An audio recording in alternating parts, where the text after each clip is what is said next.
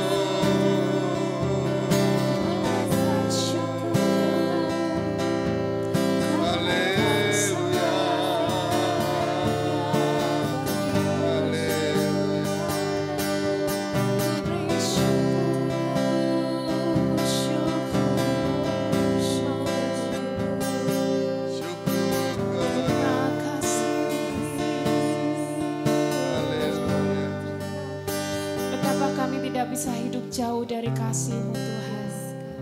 Setiap hari, setiap saat kami rindu Tuhan. Kami senantiasa membutuhkan Engkau. Mari Roh Kudus Engkau yang menyelimuti setiap kami pada pagi hari ini. Kami rindu tinggal di dalam bait-Mu. Kami rindu tinggal dalam hadirat-Mu. Kami rindu hidup di dalam kasih karunia-Mu, di dalam anugerah-Mu. Amin. Persembahkan yang terbaik bagi hormat kemuliaan. Terima kasih. Terima kasih. Betapa hatiku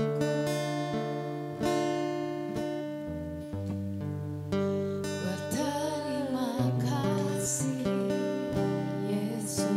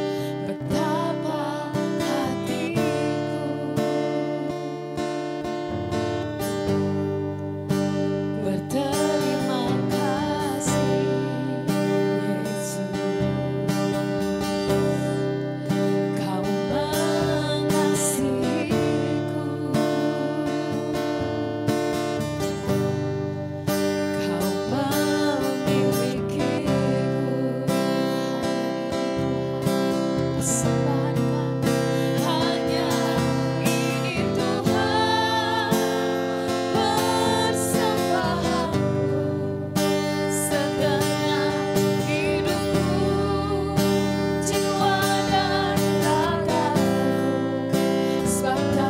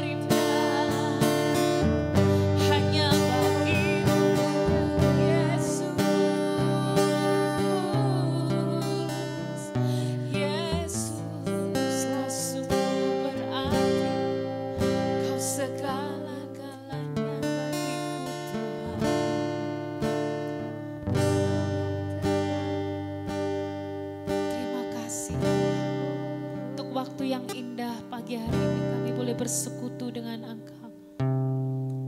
Terima kasih. Lihatlah hati kami Tuhan. Selidiki hati kami. Mata kami hanya tertuju kepadamu Tuhan.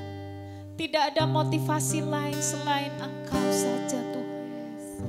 Kami rindu senantiasa mengiring Engkau seumur hidup kami. Terima kasih.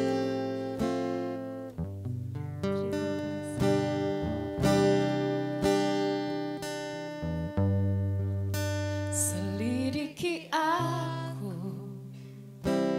lihat hatiku, apakah ku sungguh mengasihimu, Yesus, Kau yang Maha Tahu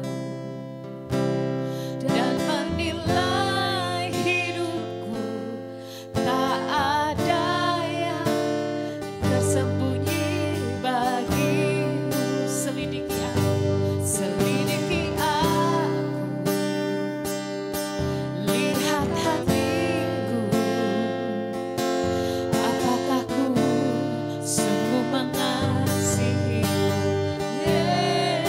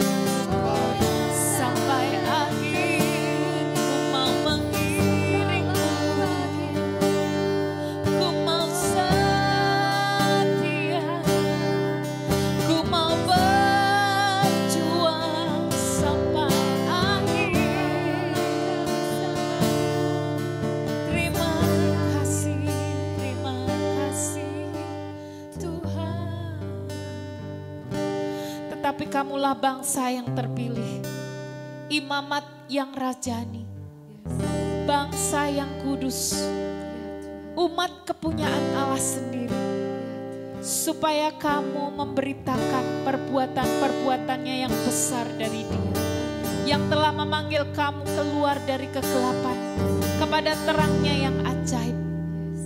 Kamu yang dahulu bukan umat Allah, tetapi yang sekarang menjadi umat-Nya. Kamu yang dahulu tidak dikasihani, tetapi sekarang telah beroleh belas kasih. Terima kasih Tuhan. Beri hati yang setia, beri hati yang tekun, beri hati yang taat. Dimanapun Kau tempatkan kami, biarlah kehidupan kami boleh memancarkan kasih, menjadi garam, menjadi terang dalam perkataan, perbuatan, tingkah laku kami, memuliakan nama-Mu selalu dan boleh menyenangkan hati-Mu. Amin. Terima kasih Tuhan. Terima kasih Tuhan. Terima kasih Tuhan. Terima kasih,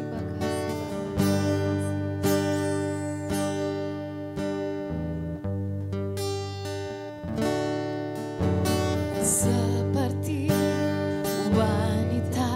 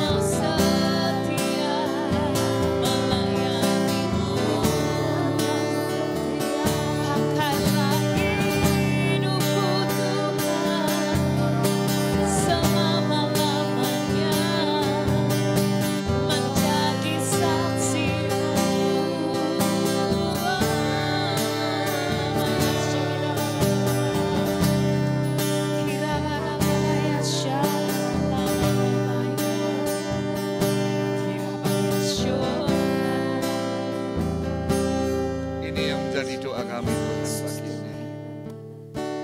Ini destiny kami Tuhan. Sampai selama-lamanya kami melayani Engkau. Begitu pula doa kami, Mesbah doa pagi ini untuk Bapak Gembala melayani sampai selama-lamanya. Selamat ulang tahun di usia yang ke-70 tahun. Yang luar biasa, kami terus berdoa. Ya, murid-murid Tuhan, jemaat Tuhan yang selalu berdoa. Biarlah gereja ini terus menjangkau jiwa-jiwa, selamatkan jiwa sampai ke ujung bumi. Tuhan, karena kami tahu bahwa hidup kami adalah ladangnya Allah. Hidup kami adalah ladangnya Allah. Hidup kami adalah ladangnya Allah. Di dalam nama Tuhan Yesus, kami berdoa, kami mengucap syukur. Yang siap diberkati berkata, amin. Haleluya. 1 Korintus 3 ayat 9, saudaraku. Karena kami adalah kawan sekerja Allah. Kamu, tunjuk kiri kanan. Kamu adalah ladang Allah.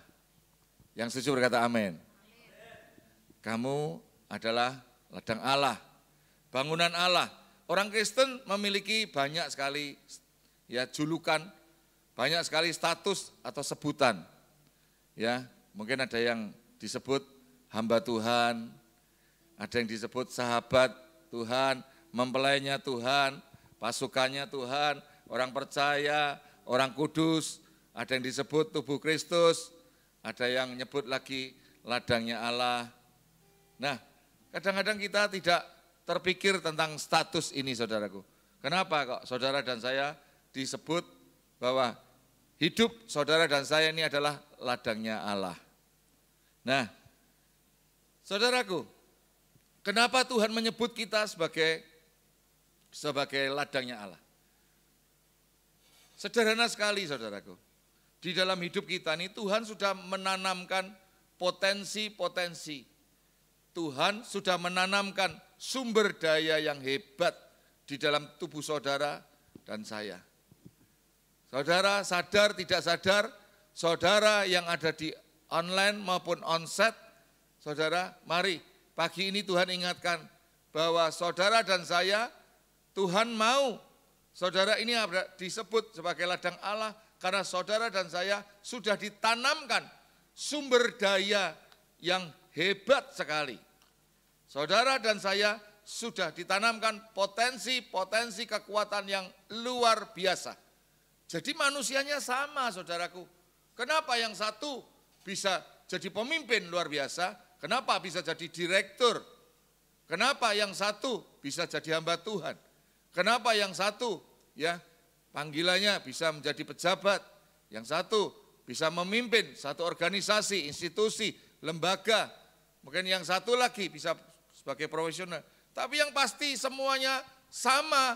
Tuhan itu sudah menanamkan satu potensi buat saudara dan saya. Sumber daya sudah ditanamkan dalam hidup saudara dan saya yang luar biasa. Yang setuju berkata amin. Nah, sumber daya ini bernilai luar biasa, saudaraku. Sumber daya ini bernilai luar biasa. Bisakah saudara melihat sedikit ya, melihat diri saudara sebagai pribadi yang sangat berharga? Saya ajak saudara dan saya, mari menoleh, merenungkan sejenak pagi ini. Bahwa saudara dan saya ini sudah ditanamkan, sudah diimplan sebagai potensi sumber daya yang luar biasa. Ada pribadi yang berharga, yang potensi dalam hidup saudara. Saudara mari saya ajak, kuncinya hidup sukses saudara dan saya adalah sekali lagi, saudara bisa melihat, sadar, dan mengerti bahwa saudara dan saya punya potensi dan begitu luar biasanya sumber daya yang ada dalam hidup saudara dan saya.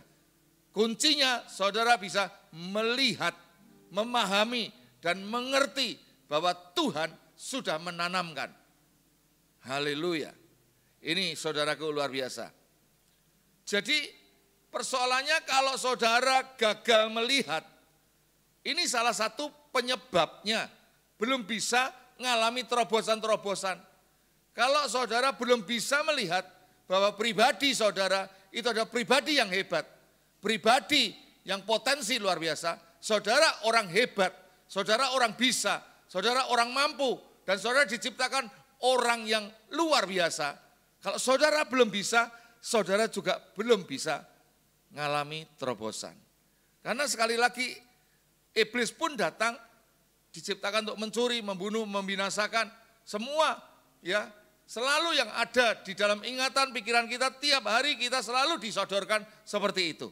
Nah, saya berdoa saudaraku, anointing to see, saudara punya cara untuk melihat manusia roh saudara bisa melihat, menyadari, mengakui bahwa Tuhan sudah menanamkan sesuatu yang luar biasa, potensi kekuatan yang sudah diimplan dalam tubuh jiwa roh saudara.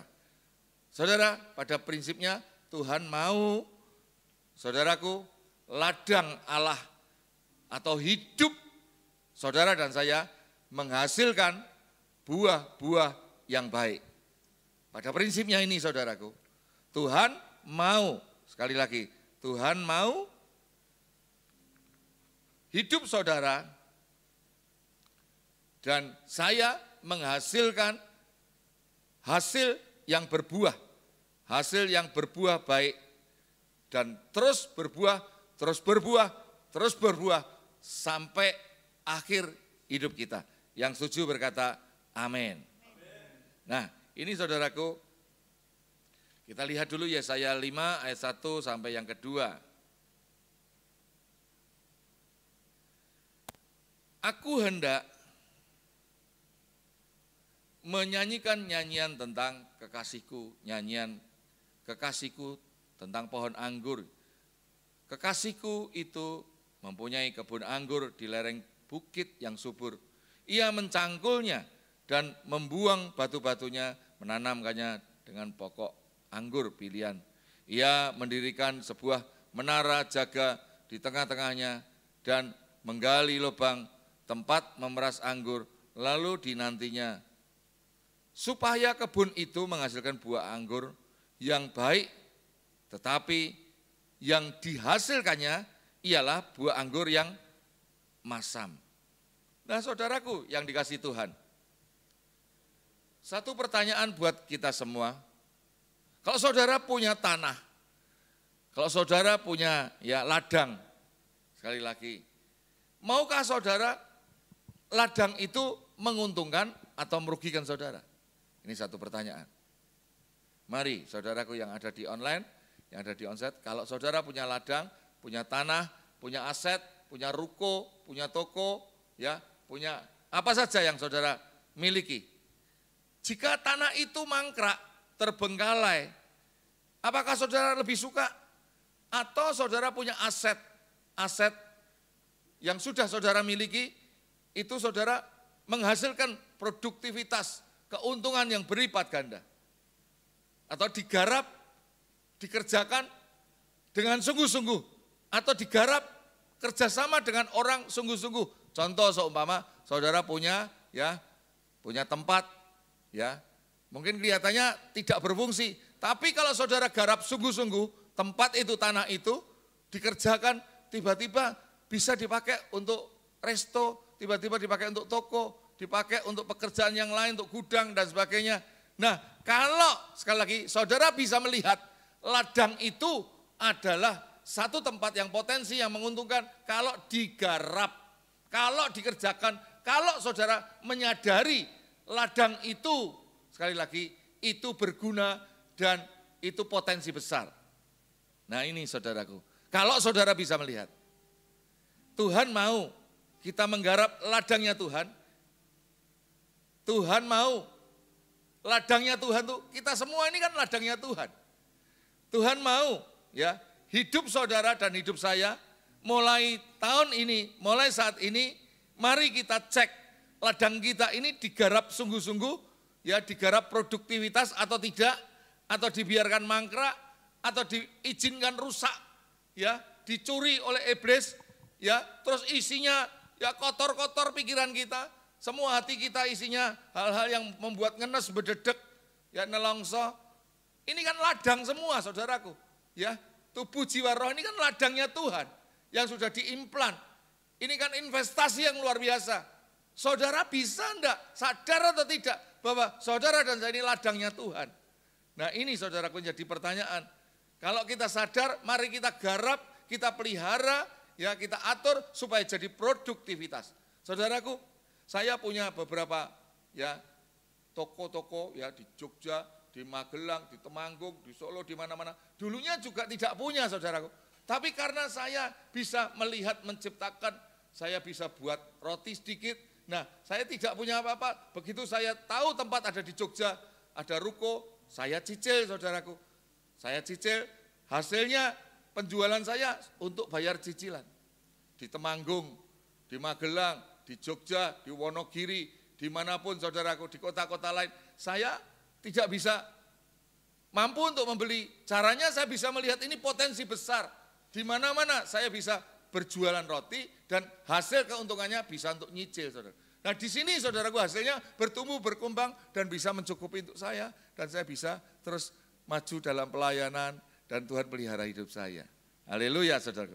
Saya berdoa anugerah Tuhan di tahun ini membuat saudara berbuah lebat. Yang pasti Tuhan ingin saudara dan saya adalah menjadi ladangnya Tuhan. Saudara adalah orang potensi, sudah diimplan, saudaraku, sumber daya yang luar biasa. Jadi hari ini mari saudaraku, kita sadari itu. Supaya saudaraku, saudara berbuah lebat tentang apa? Tentang kasih, damai, sukacita, berbuah lebat, sukacita dalam keluarga, kesejahteraan, kesehatannya berbuah lebat, kesembuhannya berbuah lebat, saudara. Potensi-potensi, prestasi-prestasi yang dicapai, terus yang dicapai berbuah lebat, kreativitasnya berbuah lebat, inovasinya berbuah lebat, dan semuanya terobosan-terobosan berbuah lebat. Jangan pasif, jangan negatif.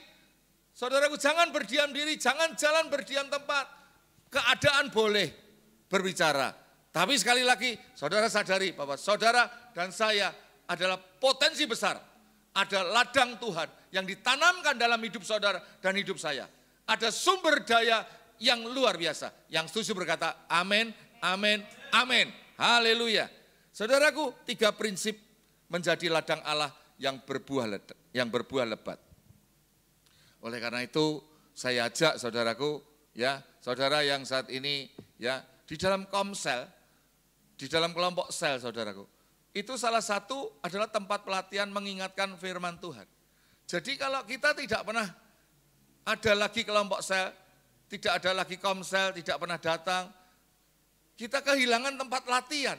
Karena komsel itu tempat latihan, tempat kita bisa baca firman, tempat kita terus mempersiapkan firman, suka tidak suka kita baca firman, suka tidak suka kita mempersiapkan pujian penyembahan, suka tidak suka kita dilatih untuk bersaksi.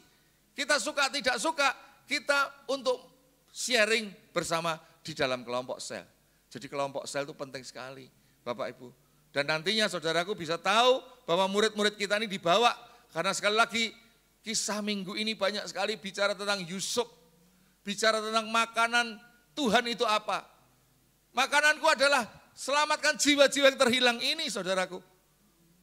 Kita ini, Tuhan tidak butuh apa-apanya kita, cuman butuh persembahan yang terharum, terbaik adalah jiwa-jiwa yang terhilang. Kita bawa lewat kelompok sel, saudara. Dan sampai nantinya masuk ke skema perjalanan rohani. Dilihat, jangan cuma mau jadi murid Tuhan atau jemaat Tuhan, dulu sampai sekarang masih kalah terus, dulu sampai sekarang masih nelongso terus, dulu sampai sekarang masih kekurangan terus. Stop hari ini, pola pikir kita harus hilangkan bahwa kita ada potensi sumber daya yang luar biasa. Dalam hidup kita mulai hari ini kita bangkit dan sejak hari ini kita sadari bahwa ada sumber daya yang luar biasa. Kalau orang lain ditolong, kita akan ditolong. Kalau orang lain disembuhkan, kita disembuhkan. Kalau orang lain sukses, kita pasti sukses. Kalau orang lain bisa, kita pasti bisa. Yang setuju berkata amin. Haleluya. Saudaraku, 3 prinsip ya untuk menjadi ladangnya Allah yang berbuah lebat. Sadari bahwa Tuhan pemilik ladang hidup kita. Kita harus menyadari, saudaraku, ya, kita harus menyadari bahwa Tuhan itu pemiliknya. Jadi kalau saudara tadi sudah saya sebutkan, kenapa Tuhan ingin saudara dan saya ini disebut ladangnya Allah? Karena Tuhan itu sebagai pemilik. Coba kita lihat buktinya. Matius 21 ayat 33. Dengarkanlah 33 ya sampai 35. 33 sampai 35. Dengarkanlah suatu perumpamaan. Ini Tuhan ngasih perumpamaan, saudaraku. Yang lain adalah seorang tuan, Tuhan sebagai tuan. Tuan tanah ini membuka kebun anggur dan menanamkan pagar sekelilingnya. Pagar ini bicara tentang ya perlindungan, memagari. Kalau saudara punya ladang, ya dilindungi, dirawat, dijaga. Ladang itu apa? Ini bicara tubuh kita. Harus dijaga pikiran kita, mata kita, telinga kita, mulut kita, dijaga, ditapagari pagar sekelilingnya. Ia menggali lubang tempat memeras anggur dan mendirikan menara jaga dalam kebun, supaya ada tudung ilahinya. Kemudian ia menyewakan kebun itu kepada penggarap-penggarap berangkat ke negeri lain. Artinya apa? Kalau saudara ya jadi ladangnya Tuhan, bekerja sama ya dengan pihak yang kedua. Ketika hampir tiba musim petik, ia menyuruh hamba-hambanya kepada penggarap-penggarap itu untuk menerima hasil yang menjadi bagiannya. Ayat 35, tetapi penggarap-penggarap itu menangkap hamba-hambanya itu, mereka memukuli yang seorang, membunuh yang lain, melempari dengan yang lain pula dengan batu itu. Nah saudaraku, bayangkan saudaraku. Jadi ini Tuhan Yesus memberikan perumpamaan ya. Jadi penyewa-penyewa anggur ini adalah salah satu mitra kerja. Jadi sebenarnya saudaraku, status yang sangat jelas Tuhan adalah pemilik ladang. Dan penggarap itu hanyalah orang yang dipercaya. Penggarap itu adalah saudara yang ada di online. Jadi statusnya ladang ini adalah milik Tuhan, tuan tanahnya adalah pemiliknya Tuhan. Ini milik Tuhan. Tubuh kita milik Tuhan, keluarga kita milik Tuhan. Semua yang kita punya, semua deposito kita, mobil kita, toko kita, aset kita, semua kalau nanti kita dipanggil, itu semua titipan dari Tuhan. Nah saudara dan saya ini penggarap, gambarannya penggarap. Nah gambarannya tadi penggarap, ada yang datang, ya saudara malah dipukuli, malah dibunuh. Karena kita tahu bahwa sekarang ini terus peperangan, tiap hari kita nih peperangan, harus menjaga, ladang ini harus dijaga, dipagari, minta tudung ilahi dengan Tuhan. Nah ini jelas sekali saudaraku dalam cerita ini. Saya yakin kalau saudara melihat pada akhir cerita ini saudara jengkel ya, dan tanpa sadari bahwa kisah ini adalah kehidupan saudara dan saya. Nah saudaraku, pada prinsipnya cerita ini saudaraku, kisah ini adalah jangan pernah lupa saudara dan saya harus menyerahkan bahwa apa yang menjadikan hasil kerja kita semua kepada Tuhan.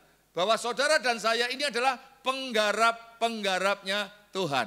Yang setuju berkata amin. Jadi saudara dan saya ini cuma dititipi kalau punya toko, punya perusahaan.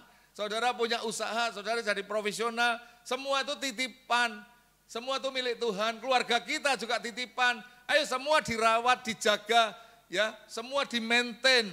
Jadi sekali lagi, jangan pernah lupa semuanya dikembalikan kepada Tuhan. Dan kita tahu bahwa hidup kita semua milik Tuhan. Kita lihat saudaraku ayat 41 tadi, kata mereka kepadanya, ia akan membinasakan orang-orang jahat itu dan kebun anggurnya akan disewakan kepada penggarap-penggarap lain yang menyerahkan hasilnya kepadanya pada waktunya. Artinya apa saudara? Ternyata ladangnya milik Tuhan disewakan kepada orang-orang yang baik. Ternyata ada dua jenis penggarap, yang satu jahat.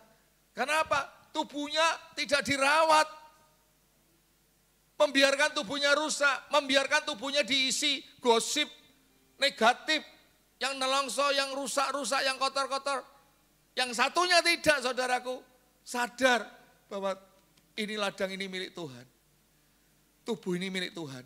Kita jaga, Jangan sampai sakit, jangan sampai kekurangan. Kita harus bertanggung jawab kepada keluarga kita. Kita ini harus tahu bahwa kita ini ada potensi besar. Ini bertanggung jawab, ini semua milik Tuhan. Jadi jangan pernah saudaraku menjadi penggarap-penggarap yang jahat. Jangan pernah merebut haknya Tuhan. Kita harus sadar bahwa semua milik Tuhan kita kembalikan. Supaya pada akhirnya Tuhan melihat engkau hamba yang baik. Yang setuju berkata amin. Begitu pula dengan kehidupan saudara dan saya. Kalau kita menyadari bahwa tubuh kita adalah ladangnya Tuhan. Nafas saudara dan saya, kita ini bernafas ini, saudaraku, ini milik Tuhan. Saudara, di ICU bayar loh saudaraku mahal. Keluarga saudara, itu milik Tuhan. Tubuh saudara milik Tuhan. Harta saudara milik Tuhan. Tenaga saudara milik Tuhan.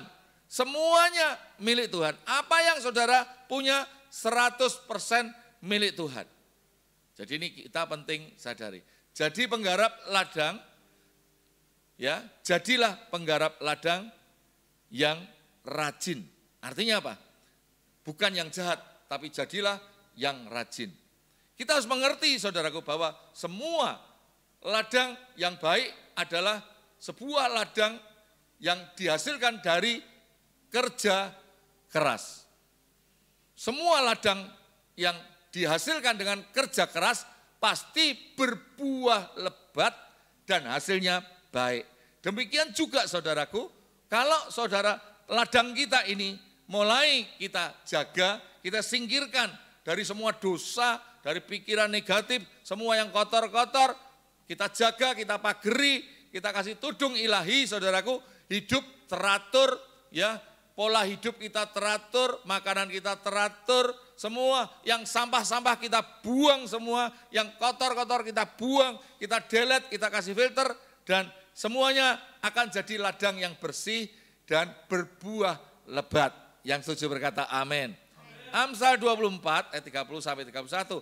Aku melalui ladang seorang pemalas dan kebun anggur orang yang tidak berakal budi, lihatlah semuanya itu ditumpuki onak. Tanahnya tertumpuk dengan jeruji dan temboknya sudah roboh. Artinya apa saudaraku? Onak ini bicara adalah tanaman liar. Jadi pikiran kita ini suka enggak suka kadang-kadang muncul. Saudara tiba-tiba dituduh sama iblis. Tiba-tiba dikasih godaan. Apalagi sekarang ini zamannya zaman digital saudaraku. Ya, saudara baru baca firman saja kadang-kadang film-film yang apa-apa masuk. Kadang-kadang ya statement-statement masuk, promo-promo masuk. Kadang-kadang penawaran, godaan-godaan banyak sekali masuk zaman teknologi. Nah ini saudaraku, ini bicara tentang onak. Onak ini adalah tanaman liar yang penuh dengan duri. Nah saudaraku, selanjutnya kita bisa lihat yang kedua adalah jeruju. Jeruju ini bicara adalah rumput liar. Rumput liar ini saudaraku selalu menggeser, mengacakkan semua skala prioritas saudara. Sebenarnya saudara sudah punya checklist, sudah punya program, sudah punya konsep. Tapi tiap hari saudara selalu ketemu yang namanya jeruju. Jeruju ini ada rumput liar, godaan yang selalu menggoda, selalu menggeser skala prioritas saudara. Skala prioritas saudara adalah cinta Tuhan, nomor 1. Nah kadang-kadang kita digeser, nah akhirnya kita sudah kehilangan ya fokus kita kepada Tuhan. Jadi yang kedua ini berbahaya sekali. Jangan sampai kita cinta Tuhan, ya nomor 1 cinta Tuhan, tapi akhirnya jadi cinta uang. Jangan lupa kita harus cinta keluarga, tapi malah justru kita habis-habisnya kita meninggalkan keluarga. Mari saudaraku, kita harus punya skala prioritas. Lalu yang ketiga adalah tembok yang roboh. Artinya apa saudara? Tembok yang roboh ini adalah tembok sekeliling atau menara penjaga. Tudung ilahinya saudaraku harus selalu dijaga, dilindungi, diamankan untuk ladang kebun anggur yang digarap dengan baik. Nah ini saudaraku, jadi kalau tembok roboh maka mudah sekali saudaraku pencuri masuk, semua ilalang-ilalang masuk, mudah sekali binatang, ya binatang semuanya merusak, menghabisi semua hasil panen kita. Sulit sekali mengawasi, mengamankan kebun anggur kalau tidak ada tembok ya, atau pagar-pagar yang melindungi dalam hidup saudara dan saya. Jadilah, saudaraku, prinsipnya, sekali lagi, jadilah penggarap yang rajin. Artinya apa, saudaraku? Jadilah penggarap yang rajin. Sekali lagi, beritahukan kiri kanan saudara, jadilah penggarap ladang Tuhan yang rajin, yang rajin, yang rajin, saudara. Jangan yang jahat. Nah, untuk memperbaiki tembok-tembok menara yang harus ada tudung ilahi. Kalau kita tidak ada tudung ilahi, tadi contoh-contoh kita gampang diserang, gampang digoda, gampang jatuh. Ya kenapa kok banyak sekali anak-anak Tuhan akhir-akhir ini anggar setiap ketemu, setiap kita berjumpa, wah selalu ngeluh, selalu ngeluh, selalu ngeluh, selalu ngeluh. Karena kita tidak sadari bahwa ini potensi besar, sumber daya besar yang tidak dijaga. Pagi ini mari stop tembok-tembok yang roboh. Ayo kita jadi penggarap-penggarap yang rajin. Ayo kita mulai menjaga ladang kita ini. Dijaga dengan menara, ada tudung ilahinya. Supaya tanaman, pertumbuhan iman rohani saudara ini bertumbuh kuat dan kokoh. Jadi semua gangguan-gangguan, semua hasil-hasil panen kita tetap utuh, terjaga baik. Nah, itu bicara tentang jagalah hatimu dari segala kewaspadaan. Jaga, saudaraku, terus hatimu supaya saudara terus lewat mesbah doa pagi, baca firman, banyak sekali program-program gereja yang ada di digital, saudaraku, supaya saudara tetap bisa iman dan rohani, pertumbuhan rohani saudara tetap kokoh. Jaga setiap sisi tembok pernikahan saudara, jaga setiap serangan-serangan dari perjinan, percabulan, persingkuhan, jaga terus saudaraku, supaya tembok-tembok keuangan untuk mengelola saudara tetap kuat dan solid. Akhirnya semuanya kembali ke firman Tuhan sebagai tembok pertahanan dalam hidup saudara dan saya. Haleluya. Nah saudaraku, yang terakhir adalah menaburlah yang banyak. Apa artinya saudaraku? Karena saudaraku, menabur ini salah satu kunci. Saya sudah berkali-kali berkata, kalau kita tidak menabur, kita tidak menuai. Menabur tidak bicara harus besar menurut ukuran saudara dan saya. Ini adalah hukumnya Tuhan. Ini hukum manusia. Kalau saudara tidak pernah membuang yang kotor-kotor itu berdedek di dalam hidup saudara. Jadi hidup ini harus sirkulasi, harus metabolisme. Karena kita ini tahu bahwa salah satu yang terakhir bahwa kalau kita sadari bahwa tubuh ini adalah ladangnya Tuhan, menaburlah yang banyak. Yesaya 30 ayat 23. Lalu Tuhan akan memberi hujan bagi benih yang baru-baru kamu taburkan di ladangmu, dan hasil tanah itu kamu akan makan roti yang lesat, yang enak dan berlimpah-limpah. Pada waktu itu ternakmu akan makan rumput di padang rumput yang luas. Nah, saudaraku yang dikasihi Tuhan, mari waktunya tahun ini, saat ini, saudara dan saya pasti berbuah lebat. Saudara dan saya pasti berbuah lebat. Saudara dan saya pasti berbuah lebat. Salah satunya, mari kita menabur yang banyak. Saudaraku, ambil bagian di dalam KACT, saudaraku. Salah satunya proyek Tuhan yang luar biasa, saudaraku, yang sedang didengung-dengung. Bukan saudara, bukan gereja saudara ingin harus mengeluarkan seperti apa saudara tertekan, tidak.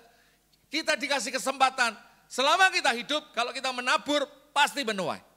Jadi selama kita menabur dikasih kesempatan, ada momen seperti ini saudaraku, kesempatan kita akan menuai banyak, dan menuai. Menuai ini banyak sekali saudara, bukan menuai berkat secara jasmani saja, menuai kebahagiaan, menuai umur panjang, menuai kesehatan, menuai berkat hikmat, dan banyak sekali saudaraku. Saya perhatikan di Nigeria, perjalanan Nigeria ini saudara, dari orang yang tidak mampu, orang miskin, ada salah satu pastor di India saudaraku, Satirko. Siapa saya lupa saudaraku, saya pernah ke sana, nakal saudaraku, 2 kali tidak pernah naik kelas, paling nakal saudaraku, ternyata bisa bangun gereja 52 hari saudaraku. Juga sama saudaraku, semua prinsipnya suka menabur. Sekarang memberi makan tiap kebaktian itu ratusan orang, ribuan orang. Saya pernah melihat saudaraku, buat sambel itu sampai pakai kereta seperti kereta api loh. Itu sambelnya tok. Berarti tiap minggu itu masih orang makan tuh ribuan, puluhan ribu. Sampai pakai kereta api kecil itu saudaraku. Jadi hukumnya saudaraku, ternyata di negara-negara yang kuat pertumbuhan rohaninya, termasuk India dan Nigeria saat ini saudaraku, ya itu hukumnya adalah menabur. Mari kesempatan buat kita untuk menabur. Karena saya perhatikan saat ini di Nigeria begitu luar biasa. Khotbahnya biasa, tapi semuanya diajak sadar bahwa kalau kita menabur, pasti kita akan menuai. Mari kita lakukan pesan Tuhan pada pagi ini supaya kita sadari bahwa ladangnya Tuhan kita jaga, kita pelihara. Kita berdoa sama-sama saudaraku, mendoakan untuk keluarga-keluarga kita ya yang saat ini mohon permohonan doa. Selamat Agus Iryono, Shalom, mohon dukungan doa untuk sakit hipertensi, diabetes, penyumbatan di kepala dan jantung, bengkak, kiranya Tuhan mencurahkan mukjizat, pasti Tuhan akan sembuhkan dalam nama Tuhan Yesus. Lalu Marlin Pareda, mohon dukungan doa buat papa yang sakit paru-paru. Dadanya terasa panas sampai perutnya sakit. Bagi Tuhan tidak ada yang mustahil. Tuhan akan sembuhkan.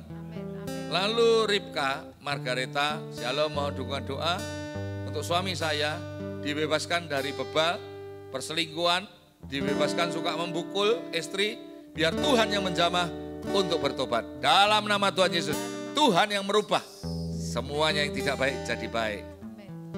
Lalu Shalom, Wahyu Tias, rindu sekali saya minta didoakan buat anak saya yang tiap malam menangis karena melihat hantu. Saya minta dukungan doa biar anak saya tidak bisa melihat lagi. Dalam nama Tuhan Yesus, Tuhan singkirkan semuanya. Dalam nama Tuhan Yesus, Tuhan bersihkan. Dan terus ya kita berdoa, mendengarkan ya puji-pujian, kasih ya puji-pujian di rumah supaya atmosfer udara, atmosfer rumah kita jadi bersih. Lalu Lina ya mohon didoakan keluarga saya terlilit hutang dan harus menjual rumah untuk melunasi hutang. Dalam nama Tuhan Yesus, Lina ditolong Tuhan. Yoel Jayanto, Shalom, mohon dukungan doa untuk usaha saya yang sudah bangkrut tapi masih punya hutang banyak. Bagi Tuhan tidak ada yang mustahil. Tuhan akan memberikan solusi.